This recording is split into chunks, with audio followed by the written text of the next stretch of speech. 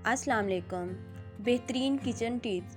साबुत सुर्ख मिर्चों को पीसते वक्त अगर इसमें चंद करते सरसों का तेल ऐड कर लिया जाए तो मिर्चें आसानी से पीस जाती हैं और इनका रंग भी गहरा हो जाता है। टमाटर का सूप बेहतर बनाने के लिए इसमें एक चुटकी पिसा हुआ खुश्क पुदीना शामिल कर दें। अगर आप कई दिनों के लिए आलू महफूज करना चाहते हैं तो इनके साथ एक सेब रख दें, आलू ख़राब नहीं होंगे। हरे धनिए की चटनी ग़िज़ाइयत से भरपूर बनाना चाहते हैं तो इसमें सब्ज़ सेब, किन्नू, ब्लूबेरीज या कोई भी खट्टा फल शामिल कर दें। बच्चे आमतौर पर खस्ता चिप्स पसंद करते हैं, लिहाजा आलू के कतले काटने के बाद इन्हें नमक और थोड़ी सी फटकड़ी मिले पानी में 20 मिनट के लिए भिगो दें और फिर पानी निचोड़कर फ्राई कर लें। चिप्स खस्ता बनेंगे।